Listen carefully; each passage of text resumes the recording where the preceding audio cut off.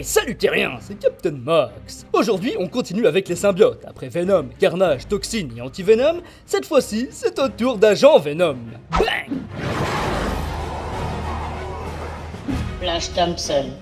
Apparu la première fois en 1962 dans Amazing Fantasy numéro 15, Eugène Flash Thompson est l'élève le plus populaire du lycée Midtown, celui-là même que fréquente Peter Parker. Mais les deux garçons sont loin d'être amis, Flash fait même de Peter son souffre-douleur attitré. Prodigieux footballeur et aimé de tous, une fois rentré à la maison, c'est une autre histoire. En effet, Eugène est le fils du policier Harrison Thompson, qui a de gros problèmes avec l'alcool, qui se concrétise par des violences familiales. Ce qui explique sûrement le comportement violent de son garçon, une fois hors du nid. Percevant le jeune Parker comme quelqu'un de timide et de faible, il s'acharnera sur lui durant longtemps. Mais quelque temps après avoir obtenu ses pouvoirs, notre victime décide de défier son agresseur dans un combat de boxe. Et si le premier coup de poing donné par le monte en l'air éjecte son adversaire hors du ring, le second le mettra directement KO. D'ailleurs, vous avez sans doute vu l'adaptation de ce moment dans le film Spider-Man de 2002. Grand fan de Spider-Man et ne connaissant pas sa véritable identité, Flash forme le premier fan club de l'homme araignée, allant même jusqu'à se déguiser en Spidey, ce qui lui vaudra même d'être capturé par Dr Doom, croyant alors attraper le véritable héros masqué. Le héros de guerre. Une fois à l'université, l'un grâce à son intelligence et l'autre grâce à son niveau sportif, nos deux rivaux finissent par devenir amis. Mais rapidement, Flash arrête les études et décide de rejoindre l'armée afin de servir son pays. Après son retour de guerre, Thompson a bien changé. L'adolescent fanfaron laisse place à un homme, un héros, plein de décorations militaires, mais suivant les traces de son père dans l'alcoolisme, suite au traumatisme des atrocités vécues au combat. Après quelques péripéties auprès de son ami Spider-Man et d'une grosse dépression accompagnée par une dépendance à l'alcool, Flash décide de retourner faire ce qu'il sait faire de mieux, la guerre. Mais une fois là-bas, l'enfer reprend de plus belle, car lui et son équipe se retrouvent dans une embuscade. Voulant protéger son camarade, il reçoit une rafale de balles dans les jambes, mais cela ne l'arrête pas dans sa course à l'héroïsme, et réussit finalement à sauver le soldat. Mais cet acte héroïque ne sera pas sans conséquences. Les dégâts engendrés par les armes à feu nécessitent l'amputation de ses deux jambes. Après ce tragique accident, le soldat rentre chez lui et se met en quête de retrouver des jambes. Mais en attendant, c'est avec un fauteuil roulant qu'il tente de reprendre une vie normale. Toujours aussi sportif malgré son handicap, il participera même à un événement paraplégique où il gagnera la course en fauteuil roulant. Muni de prothèses en guise de nouvelles jambes, il s'entraîne dur lors des séances de rééducation dans l'espoir de marcher à nouveau. Et c'est finalement après un énorme travail d'équilibre et une lutte sans merci contre la gravité qu'il réussit enfin à se servir de ses nouveaux membres de métal. Alors qu'il commence tout juste à s'habituer à sa nouvelle vie, il est contacté par le gouvernement afin de devenir un agent spécial équipé du symbiote Venom récupéré sur McGargan, alias le Scorpion. L'occasion est trop belle pour refuser. D'une part car il retrouve une raison d'exister en reprenant le rôle de héros comme il l'a toujours désiré, mais aussi parce qu'une fois fusionné avec le parasite, il retrouve des jambes. Symbiotiques, certes, mais des jambes. Petit détail, pour éviter que l'alien prenne le contrôle total de l'esprit de Flash, il doit se séparer de celui-ci avant les 48 heures d'utilisation en se servant d'Onsonic. Sans ça, il risquerait de libérer la folie meurtrière du monstre. Agent Venom. Sa première mission en tant qu'agent fédéral fut de récupérer le docteur Ekmesik, un spécialiste en armement résidant en Europe orientale. Une fois sur place, il se heurte à Jack O'Lantern, son futur grand rival, qui a lui aussi pour mission de ramener le docteur, mais à son employeur, le dangereux Crime Master.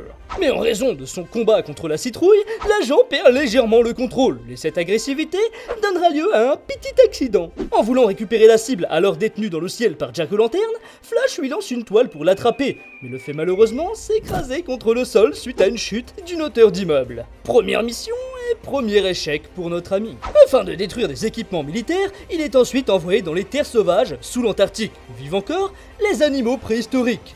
Ouais, rien que ça.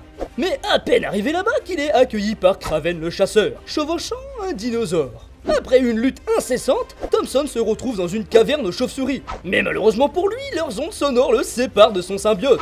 Et alors qu'il se rattrape de justesse d'un plongeon dans le vide qui lui serait fatal, l'alien le retrouve. Une preuve d'attachement pour son hôte? Certainement, c'est une brave petite bête au final. Par contre, petit problème, durant le court laps de temps à visage découvert, le maître du crime eut le temps de découvrir la véritable identité de Flash, chose qu'il dissimulera à ses supérieurs par peur de perdre son locataire, son travail et ses jambes.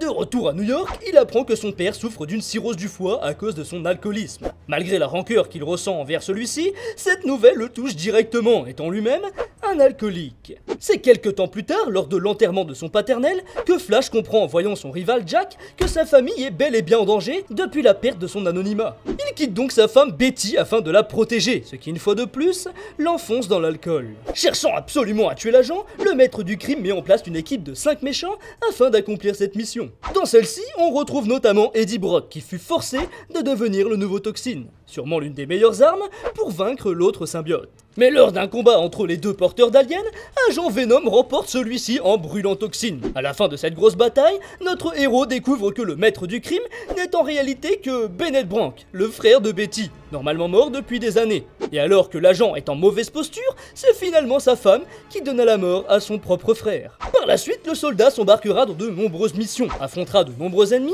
avec évidemment de nombreuses batailles contre son rival à la tête de cucurbitacées. Il rejoindra aussi de nombreuses équipes, comme les Thunderbolts aux côtés de Red Hulk, et notamment les Gardiens de la Galaxie. Agent anti-Venom.